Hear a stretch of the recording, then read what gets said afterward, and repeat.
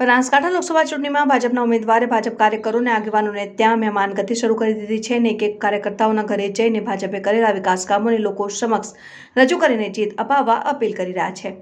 બનાસકાંઠામાં ભાજપ અને કોંગ્રેસ બંને પક્ષે ઉમેદવાર જાહેર કરતા જ ઉમેદવારોએ ચૂંટણી પ્રચાર શરૂ કરી દીધો છે। જેમાં આજે ભાજપના ઉમેદવાર ડોક્ટર રેખાબેન ચૌધરી ડીસામાં ભાજપ કાર્યકર્તાઓ અગ્રણીઓના ઘરે જઈ મુલાકાત કરી હતી અને ડીસાના મારુતિ પાર્ક ખાતે રહેતા અને નગરપાલિકામાં શાસક પક્ષના નેતા વાસુભાઈ મૂળ અને બનાસકાંઠા જિલ્લા યુવા ભાજપ કોષાધ્યક્ષ હિતેશભાઈ મૂળના ઘરે જઈને મુલાકાત કરી હતી।